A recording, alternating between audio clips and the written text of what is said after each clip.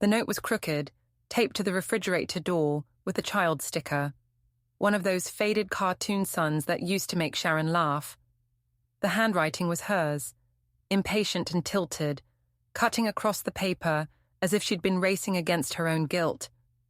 "You'll understand someday. Take care of him until I get back."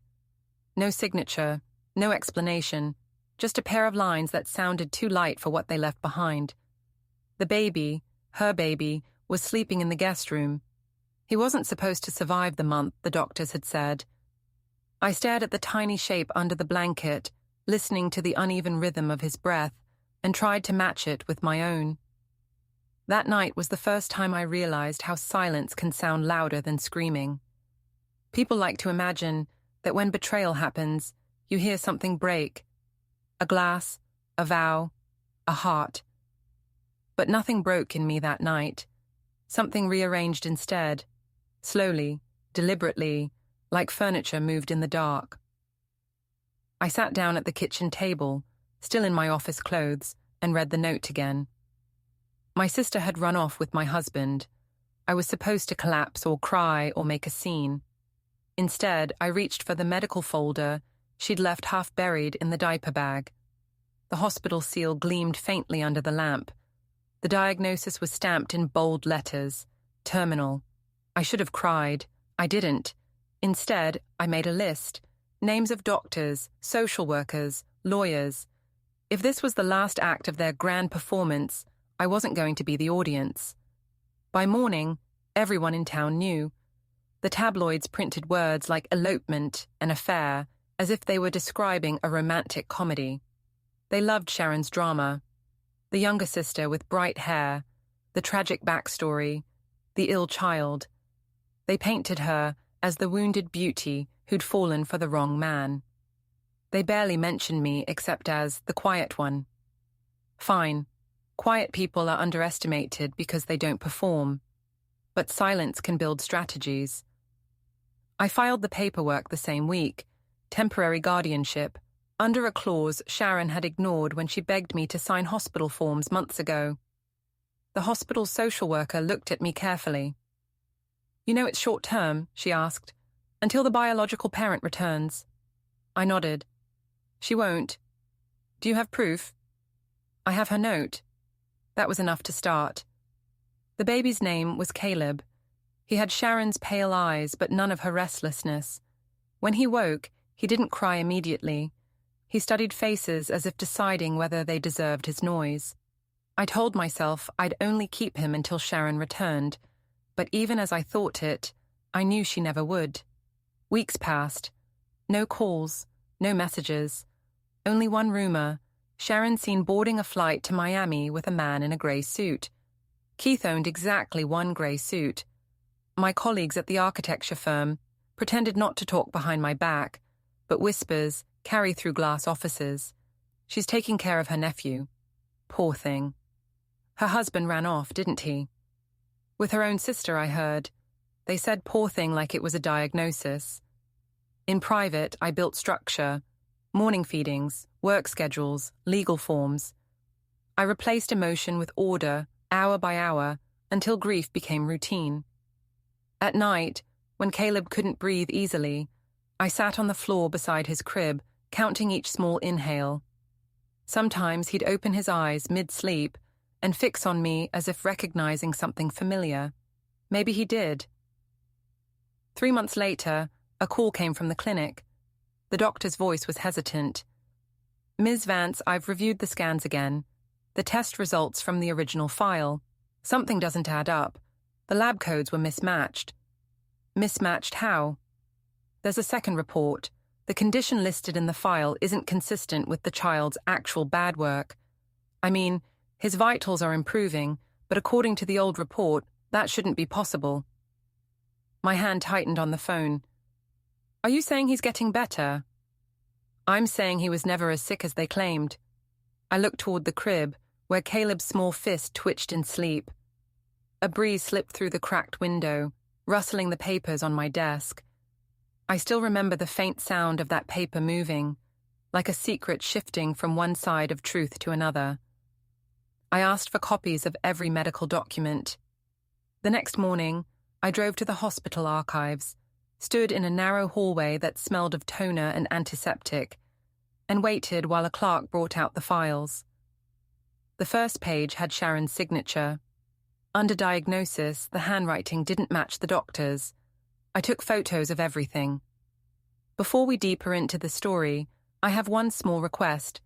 Please subscribe, drop a like, comment, and hit that hype button to boost this channel so more people can discover these incredible Reddit stories. By evening, I knew what she'd done. She'd forged records, maybe with someone's help, to make her child's illness sound worse. Sympathy brought donations. Donations brought attention, and attention was Sharon's favorite currency. She'd built a story so convincing that people wept for her at church. She'd faked fragility while planning her next performance, with my husband as co-star. I remember standing in front of the window that night, city lights scattered below like a map of decisions. My reflection looked calm, but my mind was loud with calculations. Every lie left a trail, and every trail led somewhere.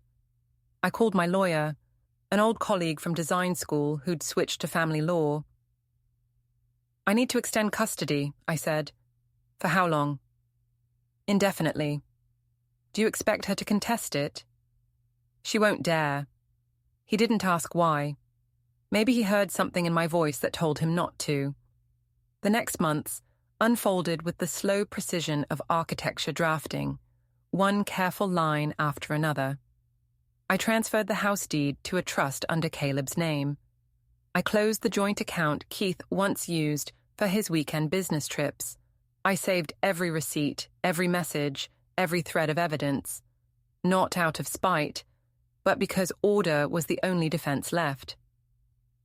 Adele Pierce, my neighbor, started visiting around that time. She was a journalist for a local magazine, sharp, restless, always chasing stories. "You're handling this too calmly," she said one afternoon, while helping me fix the garden fence. "I don't see the point in screaming," I told her. "Sometimes screaming gets attention." "I don't need attention, I need proof." She studied me for a long moment. "Then you'll get it." A year passed. Caleb began walking, then running, then talking. His first word wasn't mama or auntie. It was home. That word settled somewhere deep in me, soft and final.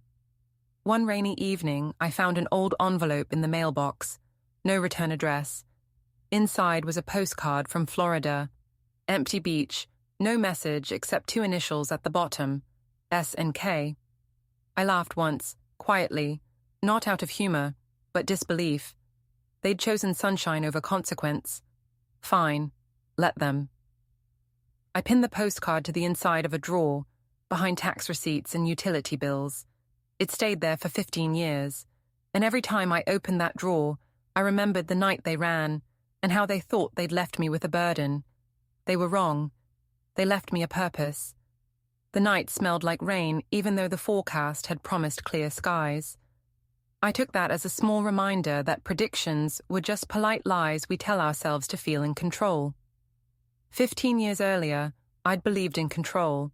I'd believed in order, in contracts, in vows that meant something. Now I believed in documents with embossed seals, signatures in blue ink, and the kind of paper trail that could outlast affection.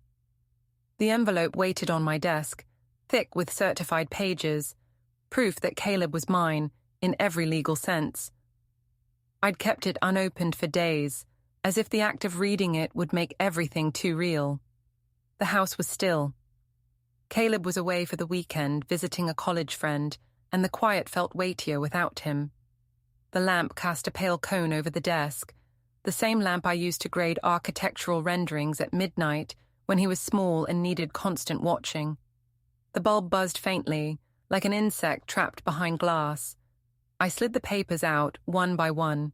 My handwriting looked more deliberate now than it did 15 years ago. Fewer loops, more precision. Each page carried a version of me that had survived another storm. At the end, there was a new certificate.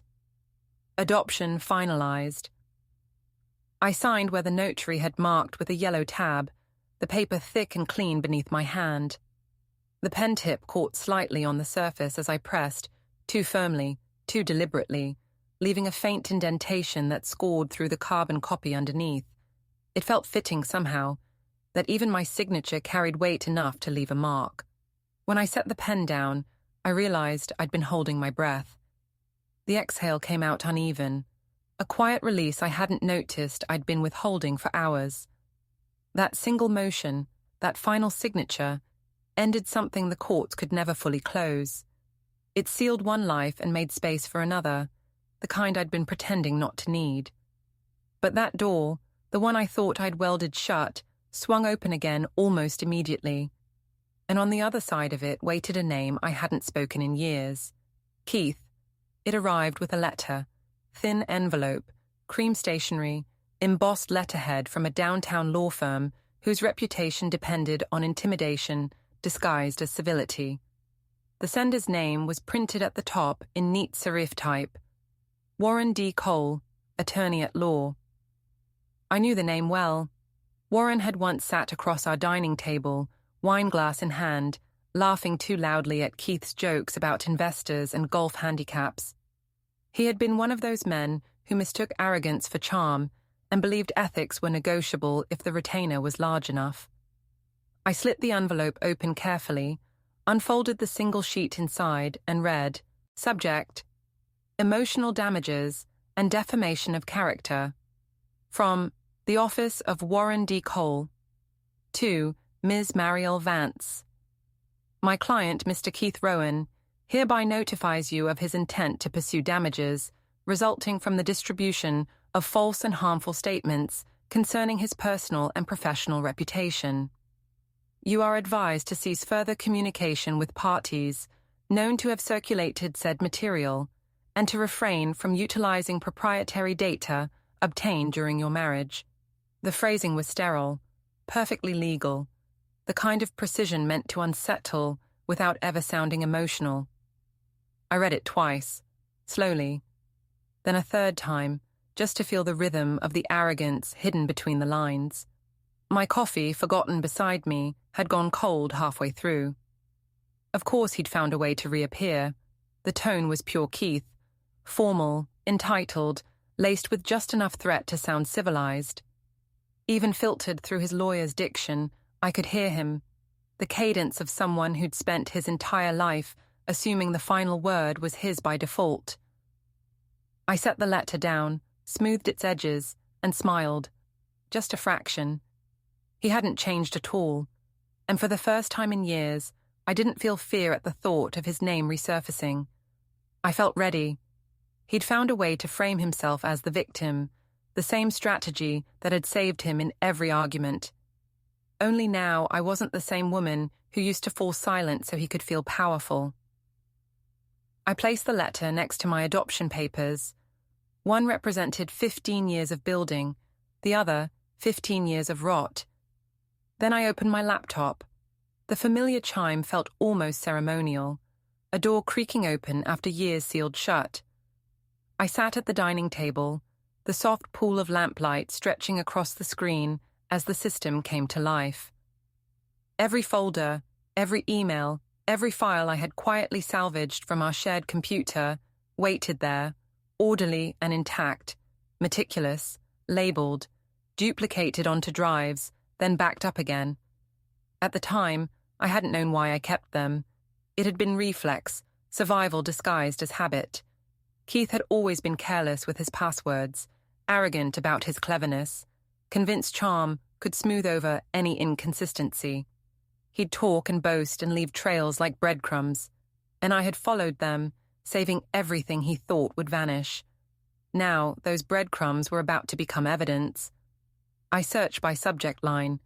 Client invoices, 2007-2008. Hundreds of results appeared, thread after thread between Keith and a man named Price, his so-called consultant. I clicked through, eyes tracing the attachments. Spreadsheets of client transactions, wire confirmations, account balances, all neat columns and professional formatting, the kind that hid misconduct under the illusion of order. But I knew his accounting patterns too well.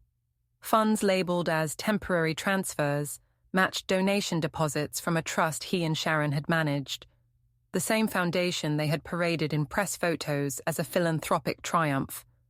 Charity money, shifted quietly between accounts that should never have touched.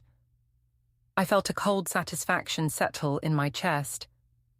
Opening another folder, tax the 2008, I found a scanned note in Keith's handwriting. Familiar, infuriating. Lazy loops, overconfident strokes. Make sure the dummy fund stays invisible. No audit trail. I'll square it later. He hadn't squared it. He'd buried it. And now, after all of that, he was accusing me of defamation. A low laugh escaped me, not amusement, but relief, the kind that comes when long-held suspicions finally crystallize into proof. I printed 3 documents that night. One of his lawyer's letters, one of the incriminating email threads, and one notarized copy of Caleb's adoption paperwork. I laid them on the table, perfectly aligned, each corner matching like a solved equation. The symmetry of it pleased me. In the morning, I composed a short email to Warren Cole, Keith's attorney, a man known for his smooth tone and selective ethics. Dear Mr. Cole, thank you for your correspondence. I will respond formally once I have consulted with counsel. However, before proceeding, please ensure your client's financial records are fully compliant with SEC disclosure requirements, as my response may necessitate inclusion of certain archived communications. Regards, Mariel Vance. I read it twice, not to edit, but to savor. Then I hit send. The satisfaction that followed wasn't loud. It was quiet, precise, like the sound of a lock clicking open. By noon, my phone rang. Warren's number. His voice was smooth, rehearsed, the professional calm that always precedes unease. Mariel, I think you've misunderstood. Keith just wants closure. This is a courtesy exchange. Then he can have closure, I said, but not courtesy. A pause, sharp, brittle. Are you threatening legal exposure? I'm confirming it. He exhaled through his nose, too controlled to sigh, too tense to laugh. Keith isn't your enemy, Mariel. You both made choices. I smiled, though he couldn't see it. You're right, I chose documentation. That ended the call. 2 days later, the rumors began. The small-town kind, quiet at first, whispered in cafes, carried by the same people who pretended not to care. I ignored them until Adele knocked on my door mid-morning. Her hair tied up, phone already in hand, eyes bright with barely contained curiosity. You didn't tell me your ex made the financial news, she said, skipping any greeting. I blinked. What news? She thrust the screen toward me. Corporate board freezes Rowan Holdings. Payroll pending inquiry. The article was clean and brutal, quoting an internal source about discrepancies and unauthorized fund redirection. Adele grinned, equal parts reporter and friend. Guess the audit found something interesting. I stared at the headline for a long time, the edges of it glowing in the morning light. It wasn't joy I felt. Not exactly. It was clarity, steady, earned, and irreversible. I had nothing to do with that, I said. Adele raised a brow. Of course not. But if you had something to do with that, I'd tell you it's the most poetic version of justice I've seen in months. I tried not to smile. You shouldn't print anything. I won't, she said. Yet. When she left, I watched her cross the lawn with the confidence of someone who always knew where the truth would land. She reminded me of my younger self, before disappointment taught me to walk softly. That night, unable to sleep, I opened the locked cabinet in my office and pulled out the final stack of forms, Caleb's trust documents. The adoption had made everything official. Now it was time to secure the future beyond me. I transferred the last of Keith's joint assets, what little remained of them, into a university endowment fund under Caleb's scholarship name. It was legal, clean, and irreversible. The clock on the wall ticked toward midnight. I poured a small drink and sat in the glow of the computer screen, reading through the trust one last time. Outside, rain finally arrived. Thin, steady lines against the glass. I thought of the first night 15 years ago, when I'd watched another storm begin, holding an infant I didn't expect to keep. That memory didn't sting anymore. It steadied me. When I closed the laptop, I whispered, "It's done." But the quiet didn't last. At 12:37 a.m., my phone buzzed. An unknown number. I let it ring twice before answering. "Mariel," a man's voice said. The name came through like a tremor of the past. "Keith." "I just want to talk," he said quickly, his tone almost rehearsed. Warren exaggerated. "We can fix this without hostility." "I'm not hostile," I said. "I'm efficient." He exhaled a laugh, the same one he used to deploy during arguments when he thought charm could erase deceit. "You always were the practical one. Listen, things got complicated back then." "Complicated?" I cut in. "You ran off with my sister and left me her child to raise." A pause. "He's alive, isn't he? You did a good job." The words scraped something deep in me. He sounded proud of the convenience. "Don't call again," I said. "You can't avoid me forever. The board wants a statement, and you know how fast stories twist." "I know," I said. "I also know how fast emails forward." He fell silent. Then, softly, "You're not the same, are you?" "No," I said. "You taught me better." I ended the call and stood staring at the dark screen, my reflection split by the faint light of the notification bar. For the first time in years, I felt something close to peace, not the fragile kind that waits for the next disruption, but the calm of someone who's already seen the worst and survived it. I turned off the lamp and left the papers spread out on the desk. The rain had turned heavier, steady against the roof, as if the sky was practicing persistence. Down the hall, Caleb's room remained untouched. Posters, sketches, notebooks. On his shelf sat a small model bridge he'd built when he was 10. I ran my hand across it. Solid lines, balanced weight, designed to hold. That was how I wanted him to remember me, not as the woman they betrayed, but as the foundation that never cracked. When the clock struck 1, the power flickered. The house blinked dark for a second, then came back alive. I smiled at the coincidence. The old structure held its own even in storms. At exactly 1:05 a.m., I sealed the adoption papers in a fireproof envelope, labeled them, and locked them in my drawer. The label read, "Final." It was a small word, but it carried everything. The invitation arrived wrapped in silver paper, smelling faintly of expensive perfume. The front read, "The Silver Horizon Foundation Annual Gala."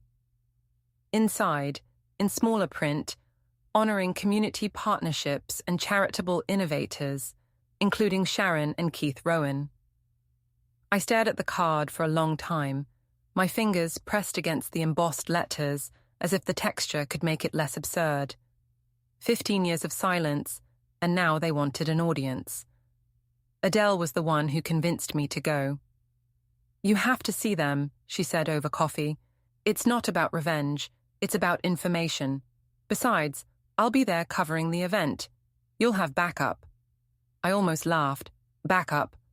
The word made it sound like a mission, not a dinner party filled with donors and polished smiles. Still, I said yes. The night of the gala, I wore a charcoal dress that had no sparkle, no intention of standing out. I wasn't there to be seen. I was there to observe. The hotel ballroom shimmered under chandeliers, every table perfectly symmetrical, every face carefully rehearsed for charm. Adele waved me over from the press section. "You look like you're here to negotiate peace treaties." "Close," I said. "Truce isn't my style anymore." Keith appeared near the stage before I could spot Sharon. His hair had gone slightly grey, but the self-satisfaction was ageless. He was talking to a cluster of board members, gesturing broadly, like a man performing humility for applause. When he noticed me, his smile faltered for just a second. Then he recovered, raising his glass in a mock salute. I didn't return it. A moment later, Sharon emerged from behind a group of sponsors. Her hair was brighter than ever, a shade too young for her, and she wore the kind of gown that announced itself before she even spoke.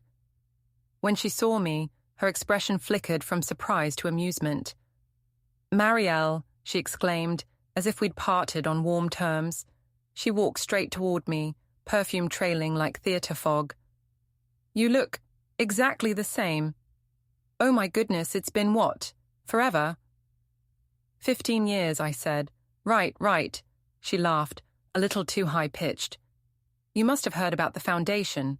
Keith and I have been pouring our hearts into this. Giving back, you know." "Giving back what?" I asked. She blinked, uncertain whether I was joking. "Hope, awareness, the usual philanthropic buzzwords." Adele coughed behind her notepad to hide a smile. Sharon's eyes narrowed slightly. "And how's our little miracle boy?"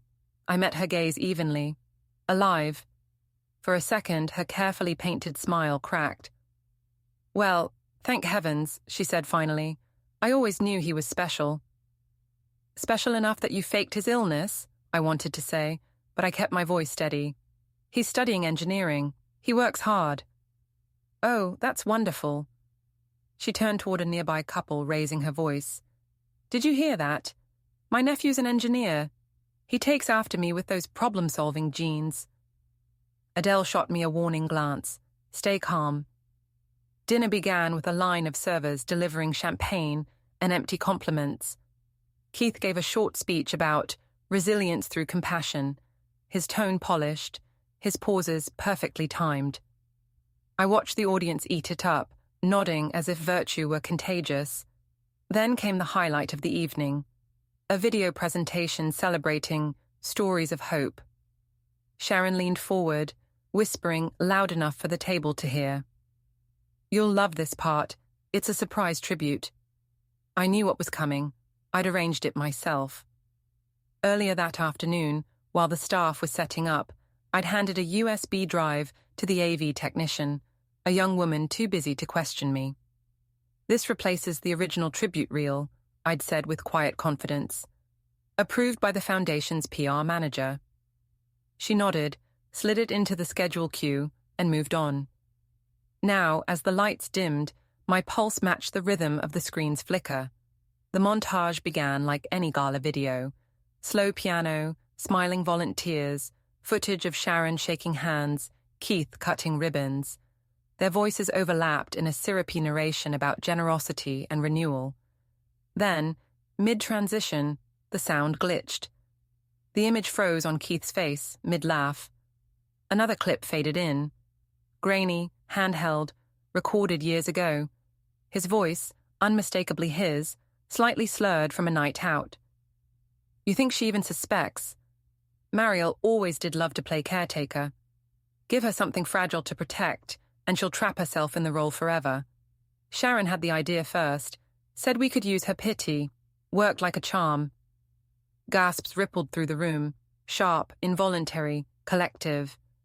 Sharon's hand flew to her mouth, eyes wide as though the sound alone might vanish if she refused to breathe.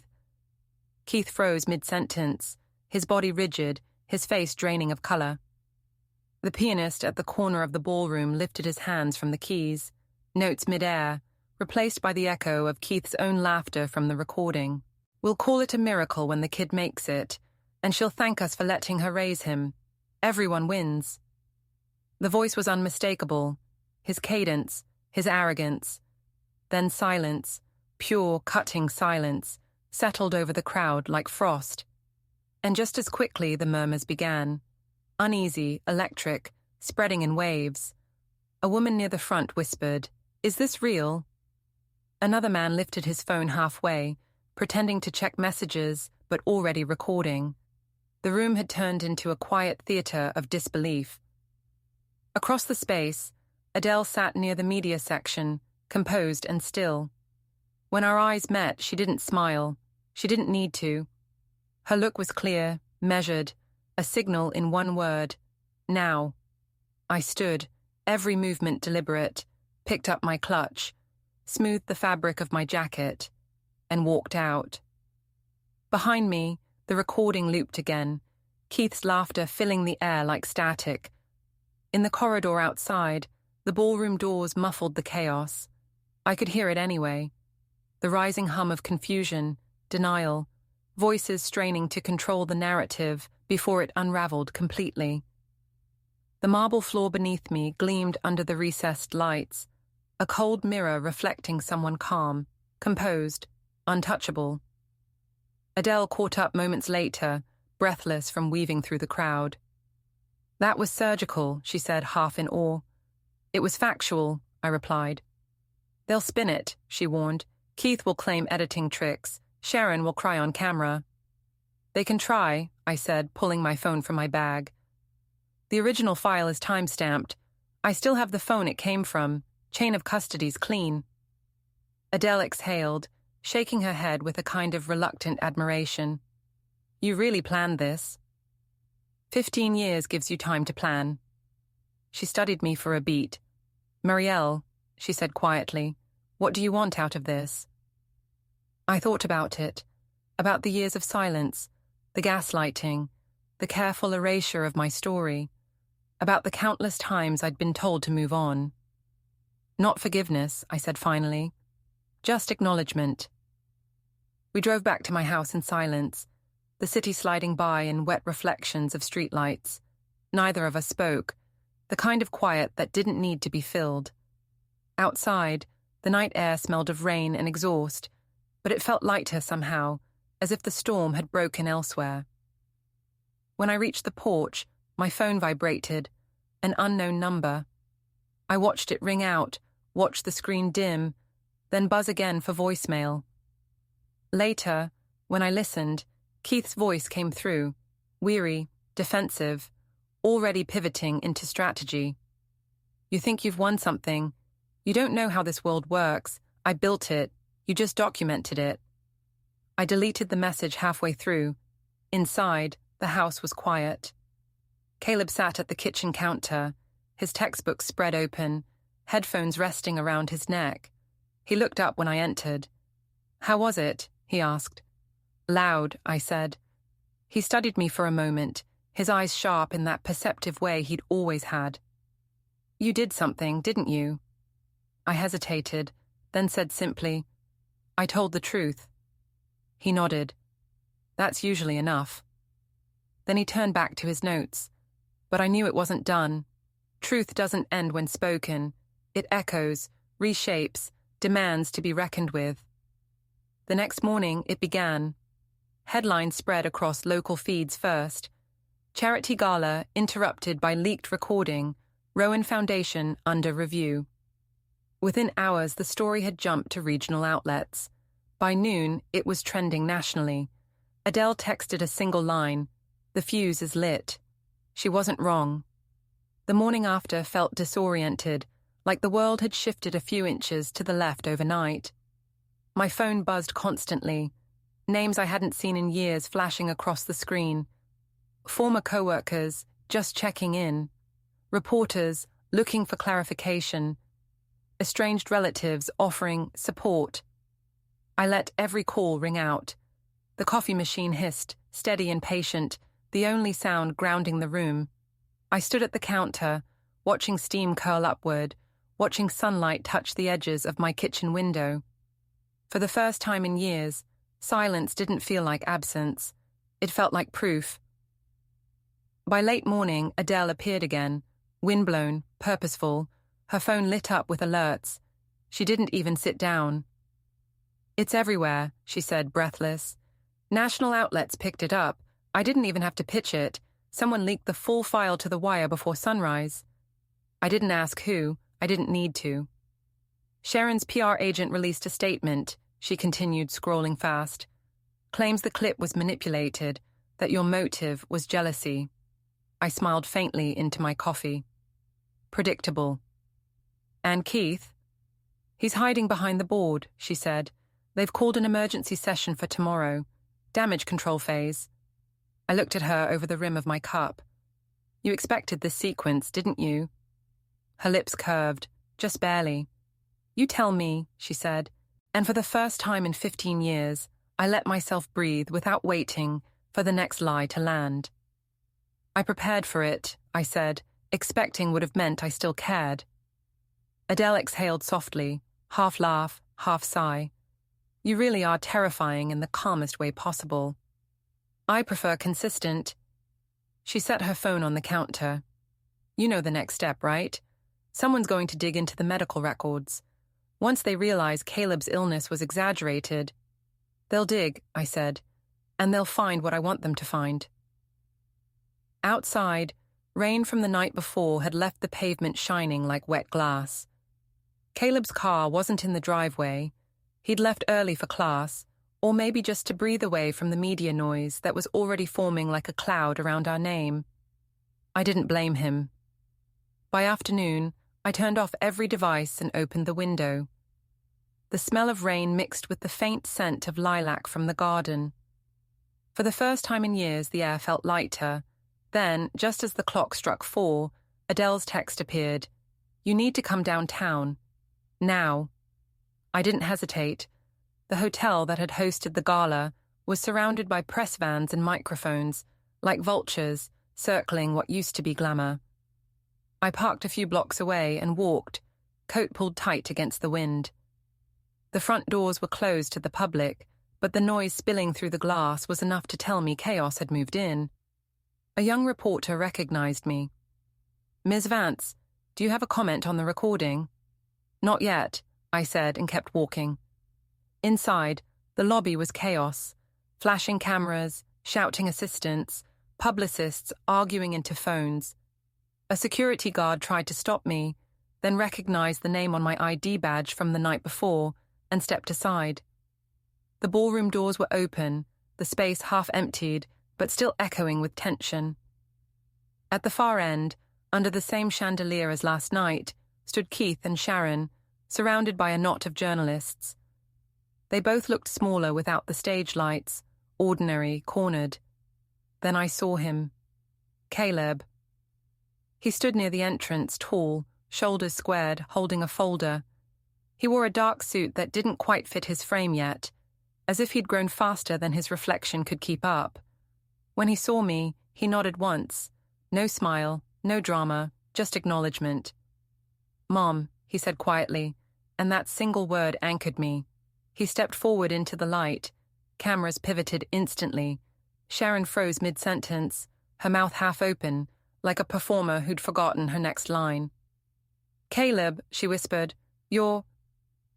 Alive, he said evenly. You already knew that. Her hands trembled as she reached toward him. I thought you...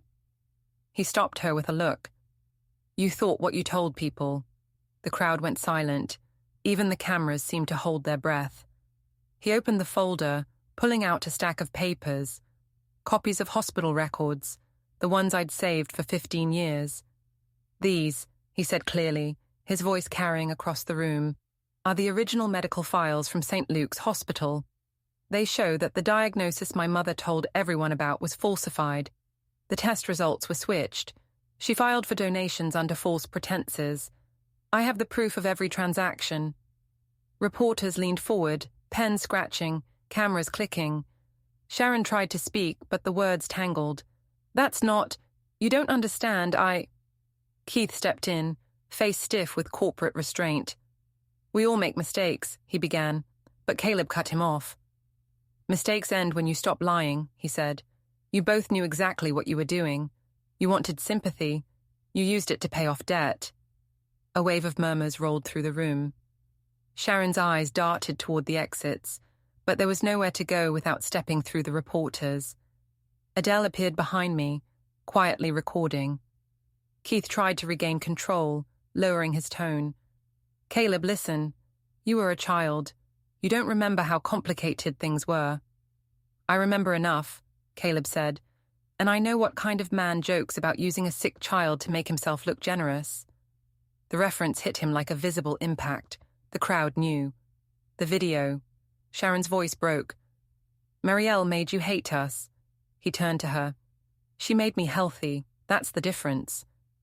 For a moment, no one moved. Then reporters surged forward, questions flying like sharp notes in the air. I caught Adele's arm and nodded toward the side door. "We're done here." Outside, the sound of flashbulbs followed us onto the steps. Caleb walked beside me in silence, his jaw tight, his eyes bright with something that wasn't anger exactly, more like release. We reached the car before he spoke. "I thought I'd feel lighter," he said quietly. "Instead, I just feel empty." "That's normal," I said. "Truth doesn't always feel like victory. Sometimes it's just weight redistributed." He looked at me. "You kept all of that for years. The records, the proof. Why?" "Because someday you'd ask the right question," I said, "and I didn't want anyone else answering it for you." He nodded slowly, understanding more in silence than words could manage. That night, he stayed in the living room long after I went upstairs. I could hear the faint sound of him pacing, the creak of the floorboards where the house had settled with age. When I came down near midnight, he was sitting on the couch, staring at the old postcard pinned inside a frame on the wall, the one Sharon and Keith had sent from Florida years ago. "I found this," he said. "I kept it," I answered. "It reminded me what I was protecting you from." He leaned back, eyes tired. "I used to imagine them as heroes when I was little, like maybe they'd come back and explain everything, and it would make sense. But seeing them today..." "It made sense," I said. "Yeah," he whispered. "Just not in the way I hoped." I sat beside him, not touching, just sharing the quiet. The air between us was heavy with realization, but clean, like air after rain. He glanced at me. "You ever regret taking me in?" "Not once," I said. "Even on the hardest days, you were the one thing in this house that made sense." He smiled faintly, then looked away. "I guess I finally understand what you meant when you said every structure needs tension to stay standing." "That's architecture," I said. "And life." He chuckled softly. "Guess I'm built to last." I watched him for a while, the way the lamplight caught his features, pieces of both of them, but the steadiness was all his. "You're built right," I said. "That's enough." The next morning, the story had evolved again. Sharon and Keith's foundation website went offline. Donation records were under review. The board of Rowan Holdings announced a temporary leadership transition, which was polite language for exile. Adele's article went live by afternoon. The title was sharp, elegant, and merciless. "The Woman They Left Behind." I read it only once. It didn't glorify me. It simply told the facts. The sister's lie, the husband's ambition, the years of silence, the final reckoning. But the line that stayed with me was in the last paragraph. "Some women rebuild not from ruins but from blueprints." She never screamed. She documented. That evening, Caleb came home later than usual, carrying a small envelope. He placed it on the table. "From the board," he said. "They're requesting testimony for the audit. They want your statement." "They'll get it," I said, "with attachments." He hesitated. "They might come after you too, if they think you had access to his emails." "I did," I said simply, "and every one of them was legal when I copied them. Marital property." He gave a low whistle. "You really thought of everything." "I had time." He smiled then, a real one, small but genuine. "You know, I used to think you were distant. Turns out you were just patient." "I had to be," I said. "You can't build something stable in a hurry." Later that night, while he studied upstairs, I sat at my desk, watching the storm clouds gather again outside. The first drops hit the window in slow, deliberate taps. I thought of Sharon's face in the ballroom, the disbelief, the panic, and of Keith's cold silence when he realized charm couldn't fix what truth had broken open. I didn't feel triumph, only finality. The printer on my desk hummed as it spat out the official letter I'd drafted for the auditors. I signed my name carefully, steady hand, clean line. When I was done, I placed the letter in an envelope and sealed it. On the top corner, I wrote a single word in pencil before tucking it into the outgoing mail tray. Closure. The rain deepened outside, steady and rhythmic. I left the window open a crack, letting the cool air drift in. The house smelled like wet wood and paper, the scent of years finally settling into peace. In the hallway, the light from Caleb's room spilled faintly onto the floor. I paused there for a moment, listening to the faint scratch of his pen, the low hum of focus. For the first time in 15 years, I allowed myself to imagine tomorrow without tension. Not peace exactly, but balance. When I finally turned off the light and walked to my room, I caught my reflection in the window. Older, yes, but steady. The kind of face that had weathered storms and learned to stand still while others fell apart. And in that reflection, faint and clear, I saw not the woman they left behind, but the architect who built her own foundation from their collapse. The world moves strangely fast when it decides someone's story is finished. By Monday morning, the headlines that once praised Keith's philanthropic vision had turned on him like well-trained hounds switching masters. The same magazines that printed his speeches now ran timelines of his misconduct. Each article followed the same rhythm. Rising star, questionable records, tragic revelation, predictable fall. Adele called it poetic math. Every empire overestimates its own foundation, she said. Yours just happened to have a better architect. I hadn't planned on speaking to the press, but silence can look like guilt when the world wants a quote. So, 3 days after the gala, I sat across from Adele in my kitchen while she recorded an official statement for the paper. The smell of coffee mixed with printer ink. Caleb's textbooks formed small walls around us on the table. Say it however you want, she told me, but say it once so no one else writes it for you. I looked straight at her recorder. I didn't expose anyone, I said slowly. I just stopped protecting what wasn't mine. She nodded, turned off the mic and smiled faintly. That's going to sting for them. It's not meant to. I know, she said. That's why it will. By Wednesday, federal auditors opened a formal review into Rowan Holdings and the Silver Horizon Foundation. Sharon tried to give a tearful interview outside their condo, claiming she'd been misled by trusted advisors. The reporters zoomed in on the fine jewelry and the imported car idling behind her. Empathy doesn't survive luxury. Keith stayed out of sight. His lawyer, Warren Cole, was less invisible. The man had once been proud of his tailored arrogance, but when he showed up at my office, his tie was loose and his eyes as red. He asked for 10 minutes. I assume you came for more than nostalgia, I said. He exhaled, dropping a folder on my desk. They're tearing the company apart, Mariel. The board wants a scapegoat. Keith thinks you leaked the files. Didn't he say that 15 years ago about his own mistakes? This is different, Warren said, rubbing his temples. You don't understand. There are people in that firm who'll take anyone down to protect their names. If you cooperate, maybe we can frame this as a misunderstanding. Cooperate, I repeated. You mean lie? He didn't answer. I slid a printed email toward him, the one with his own signature under the phrase, "Hide the correspondence until audit ends." His face drained of color. You kept that, he whispered. I keep everything, I said. He swallowed hard, then pushed back from the desk. You could ruin me with that. I won't need to. You'll do that yourself. When he left, he forgot the folder. Inside were notes from a board meeting, phrases circled in red. Embezzlement, fraud risk, immediate dismissal.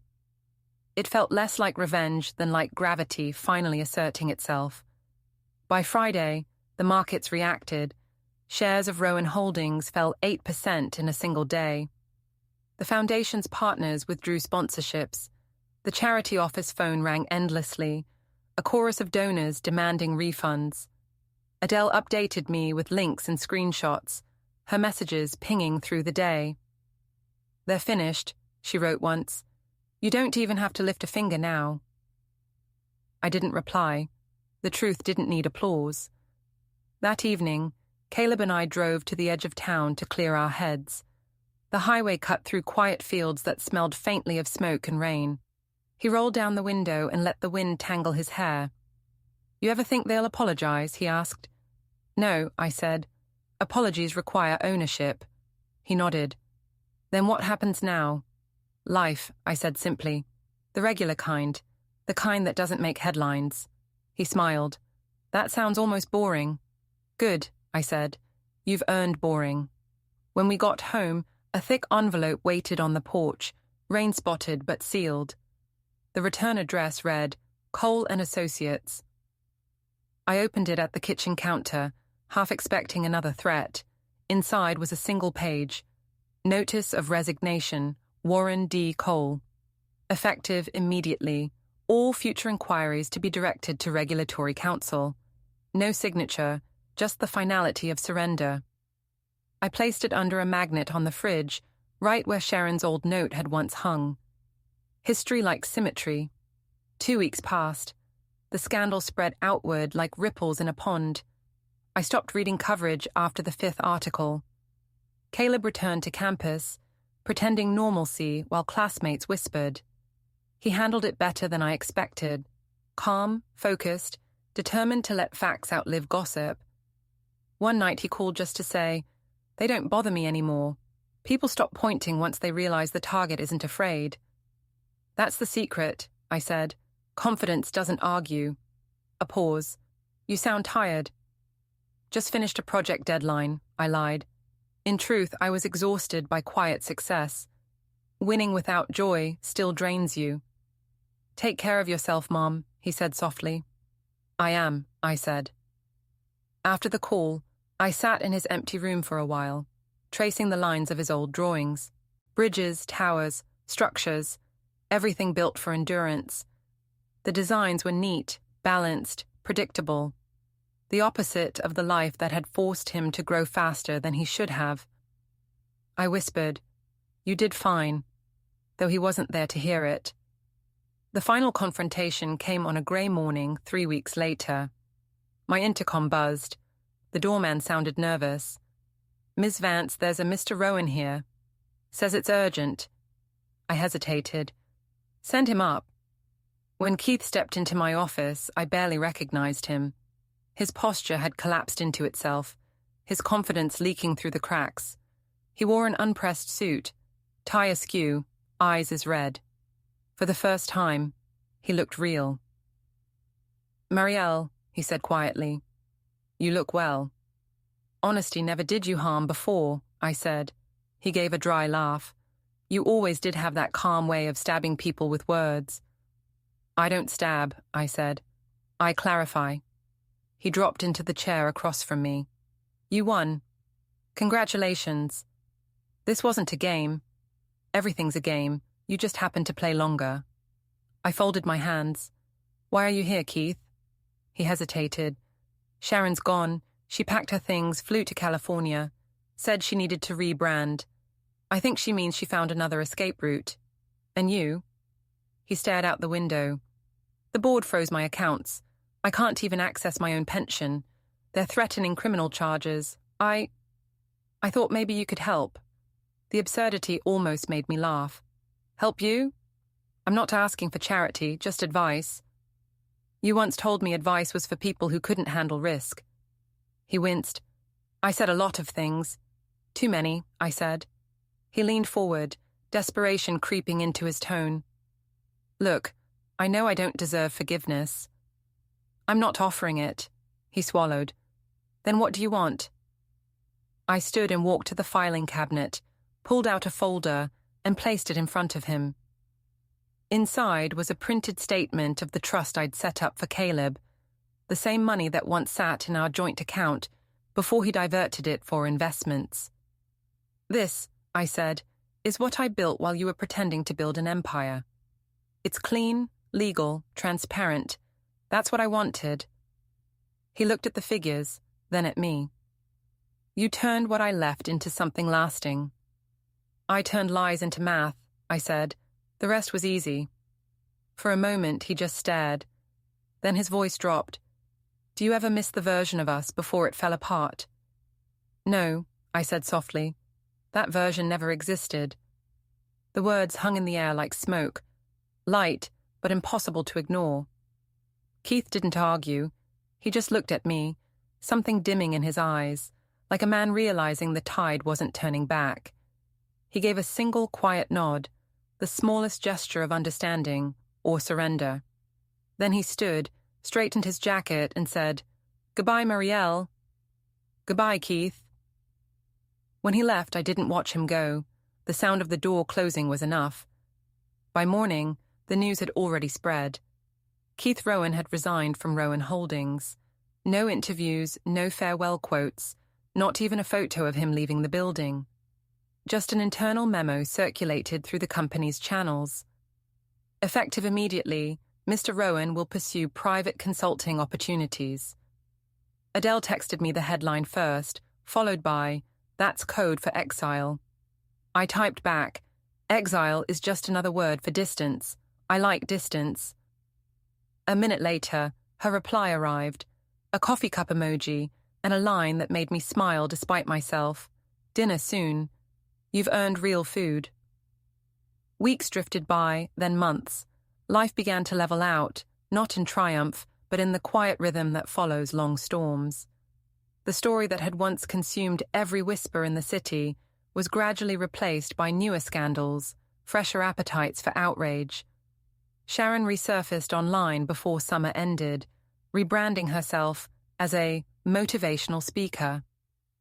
Her feed was a carousel of filtered self-portraits and borrowed wisdom printed over pastel sunsets. The comments were polite, but hollow. People clicked out of habit, not admiration. Keith, meanwhile, disappeared completely. No press, no statements, no sightings. Someone told Adele they'd heard he was somewhere in Arizona, working freelance for a startup, handling small accounts far from the boardrooms that once bent to his voice. I didn't ask for details. Distance meant peace, and peace required disinterest. Caleb graduated that spring. The auditorium smelled of flowers and anticipation. He walked across the stage in his navy gown, tall, steady, unhurried. When his name was called, I clapped once, softly, but with purpose. Loud joy had never been my language. He found me afterward in the crowd, diploma case in hand, sunlight cutting across his face. "You should hold it," he said, offering it to me. "It's yours," I said. "Everything I have started with what you held on to." I didn't reply. Some truths didn't need words. They existed better in silence, the kind that means understanding rather than avoidance. That night, I found the old postcard again, tucked between the pages of an unused notebook.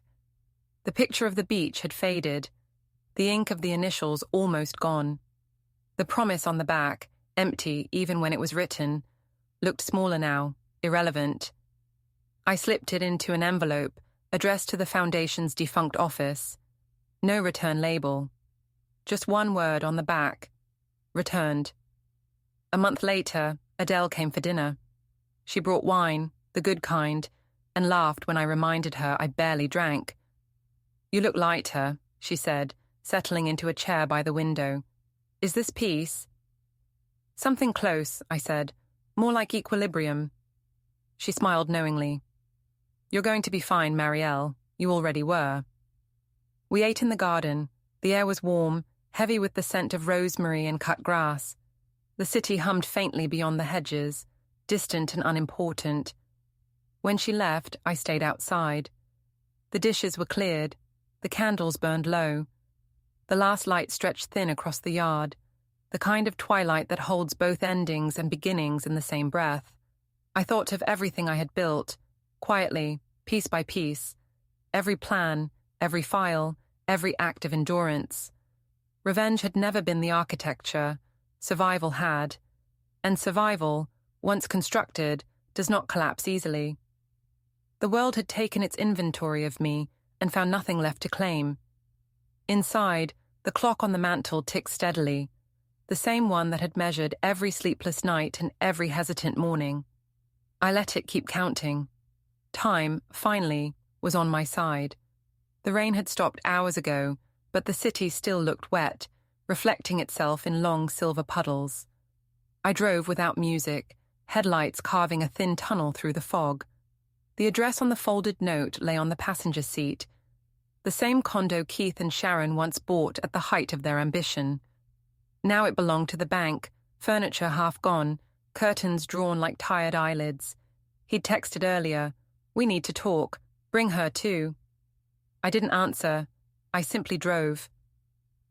When I reached the building, the security desk was unmanned. The elevator smelled of stale perfume and carpet glue. Each floor hummed faintly, the sound of a structure holding its breath. The door to 14B was unlocked.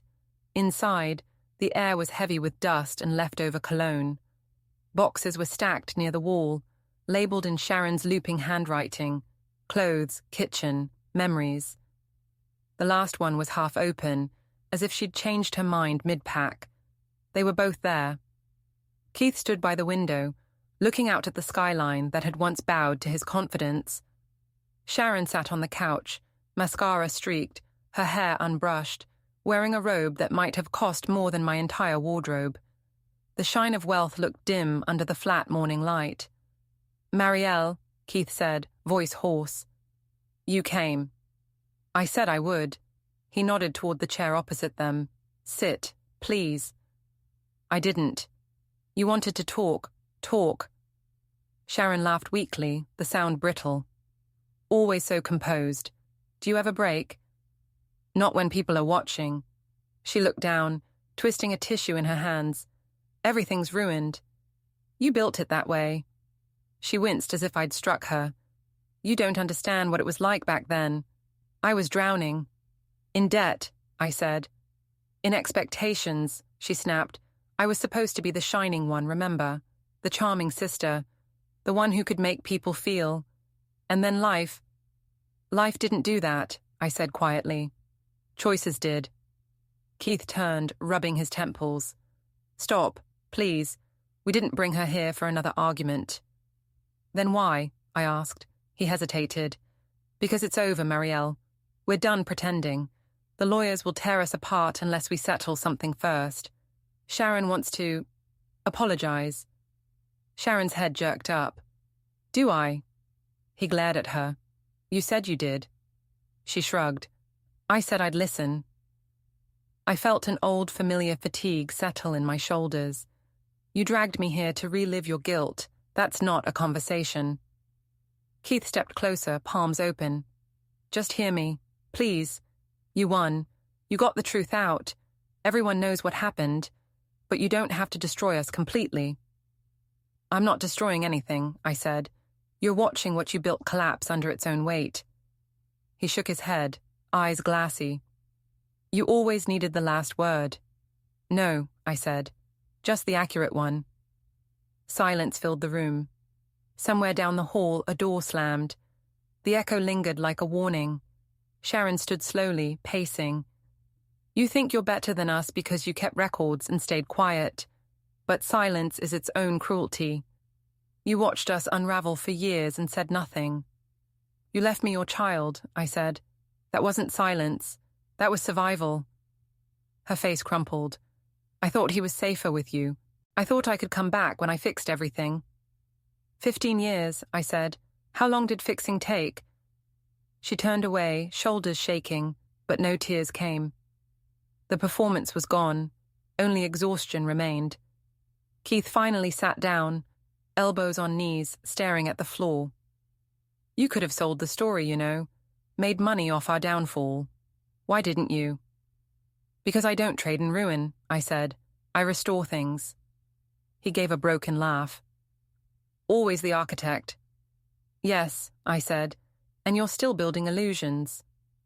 I reached into my bag and pulled out a small voice recorder. "Before you start another speech, there's something you should hear." I pressed play. The device hissed, then crackled with the sound of two familiar voices. Keith and Sharon, 15 years younger, recorded during one of their planning sessions.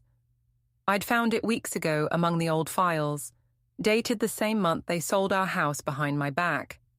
Keith, once the sale clears, we'll split it. She'll never notice. She trusts me with paperwork. Sharon, you sure about the timing? Keith, by the time she finds out, we'll be gone. The recording ended with their laughter.